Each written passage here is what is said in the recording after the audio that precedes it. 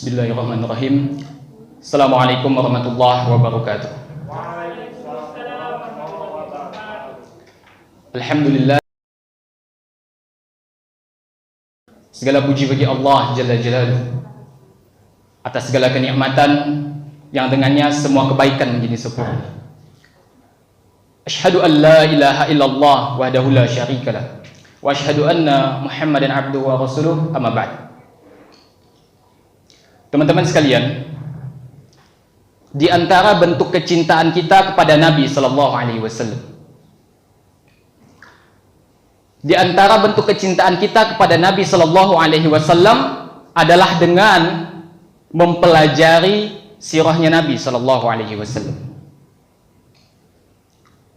Selain dari mengikuti sunnah-sunnah Nabi Sallallahu Alaihi Wasallam, di antara salah satu kewajiban kita adalah mempelajari sirahnya Nabi Sallallahu Alaihi Wasallam.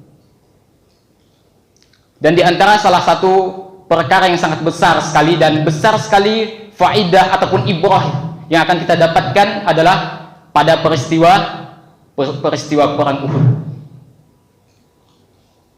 Perang Uhud ini, teman-teman sekalian, adalah perang yang terjadi pada tahun ketiga Hijriah, pasca Perang Badar pada tahun 2 Hijrah. Di antara pemicu dari perang Uhud ini, teman-teman sekalian, yaitu sebagai bentuk balas dendam kekalahan pada perang Badar. Jadi Abu Sufyan memprovokasi kaum kafir Quraisy untuk mengumpulkan pasukan. Selain balas dendam, adalah sebagai bentuk perlawanan pada kaum muslimin, karena kaum muslimin pada saat itu melakukan blokade perdagangan antara Mekah ke Syam. Al-Quran itu menyebutkan dalam surah Al-Quraisy, li'ila fi Quraisy ila fihim rihlatash syita'i was-shaif. Orang Quraisy, kata Allah, memiliki kebiasaan berdagang, bepergian pada musim dingin dan musim panas. Disebutkan di dalam tafsir Juz Amma Syekh Shalih Fauzan bahwa pada musim dingin orang kafir Quraisy itu berdagangnya ke Yaman. Dan pada musim panas, orang Quraisy itu berdagang di Syam. Berdagang di Syam. Kalau kekinian itu, teman-teman sekalian, Syam itu ada 4 negara sekarang. Ada Palestina, ada Libanon, ada Suriah, ada Yordania. Itu Syam. Baik, kembali ke cerita. Kemudian terkumpul pasukan sebanyak 3.000 pasukan yang dipimpin langsung oleh Abu Sufyan. Dan Abu Sufyan menugaskan kepada Khalid bin Walid yang pada saat itu masih menjadi pedangnya syaitan sebelum masuk Islam. Khalid bin Walid memimpin pasukan sayap kanan, sedangkan Ikrimah bin Abu Jahal memimpin pasukan di sebelah kiri, sayap kiri.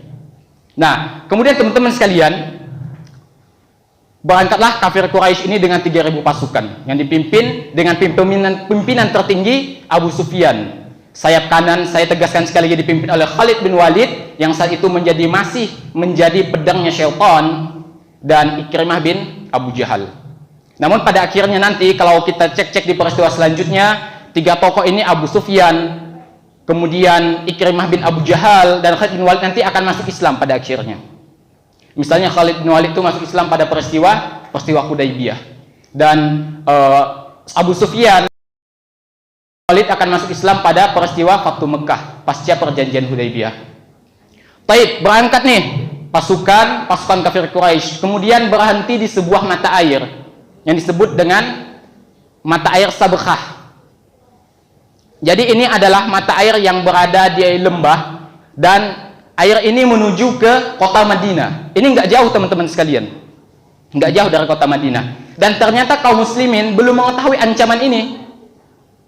Kaum muslimin belum mengetahui ancaman ini, teman-teman sekalian.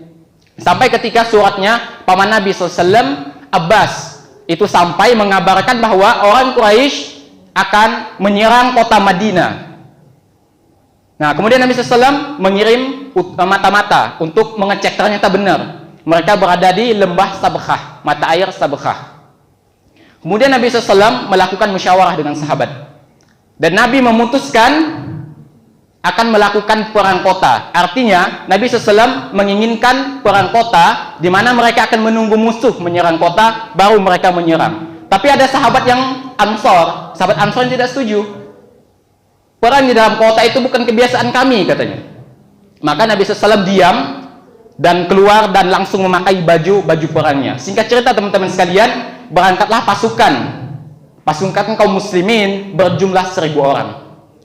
Bayangkan, dari kafir Quraisy itu ada 3.000, dari kaum muslimin hanya 1.000 orang. Dengan berbagai macam kekurangan. Nah, ketika sampai di Uhud, sebelum sampai di Uhud, ternyata ada 300 orang kaum muslimin yang membelot, yang dipimpin oleh Abdullah bin Ubay bin Salul. Beliau ini adalah gembongnya orang munafik, pemimpin suku Khazraj. Kemudian 300 pasukan pulang, akhirnya tersisa tinggal 700 pasukan. Akhirnya Nabi SAW sampai ke Uhud. Uhud itu kurang lebih 5 km dari Madinah. Jadi dekat teman-teman sekalian. Sampai di Uhud, Nabi SAW membagi pasukan. 50 orang pemanah itu naik ke Gunung Ainain atau Jabal Rummat. 50 orang yang dipimpin oleh siapa? Abdullah bin Zubair. Naik 50 orang ke atas bukit. Apa yang terjadi teman-teman sekalian? Ternyata pada awalnya kaum muslimin hampir menang teman-teman sekalian, hampir menang. Nah, akhirnya pasukan kafir Quraisy ini bisa dipukul mundur, kalah.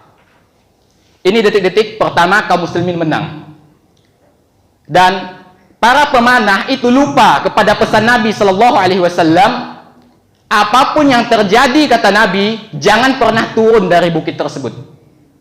Karena ini basis pertahanan yang paling elit nih, yang di atas bukit ini. Mereka yang akan melindungi pasukan kaum muslimin. Akhirnya setelah orang kafir mundur, meninggalkan ghanimah, merupakan kebiasaan di zaman Nabi SAW, di zaman dulu kalau perang itu bawa harta, baik perbekalan, baik baju perang, tombak dan semacamnya. Itu mereka tinggalkan, pasukan Quraisy mundur. Setelah mundur teman-teman sekalian, yang di atas bukit ini lupa, 40 orang turun. Pasukan pemanah ini turun. Akhirnya tinggal 10 orang pemanah saja yang berada di atas bukit Ainain. Lalu Abdullah Zubair itu mengingatkan mereka pesan Nabi SAW, jangan turun apapun terjadi. Tapi mereka malah mengatakan, itu hanya dalam kondisi perang. Sekarang kita sudah menang, mereka turun mau membantu kaum muslimin. Khalid bin Walid, sebagai seseorang yang ulung dalam berperang, ini melihat kecerobohan kaum muslimin. Akhirnya dia manfaatkan itu, mengambil arah memutar, menyerang kaum muslimin dari belakang. Apa yang terjadi teman-teman sekalian? Kondisi pun terbalik. Kaum muslimin kemudian yang menjadi tercekat, gak bisa ngapa-ngapain. Kenapa? Di depan ada musuh, di belakang ada musuh. Akhirnya pasukan kaum muslimin pun kocar-kacir teman-teman sekalian. Bahkan diisukan Rasul Shallallahu Alaihi Wasallam itu wafat pada saat itu, terbunuh. Diisukan seperti itu. Akhirnya setelah mendengar informasi ini, kaum muslimin pun menjadi kacau walau karena tidak ada komando. Dan yang lebih parahnya, sesama sahabat, sesama kaum muslimin pun akhirnya saling membunuh karena tidak lagi mengenali mana lawan, mana kawan. Di antara yang terbunuh adalah ayahanda dari Huzaifah, yaitu Al-Yaman.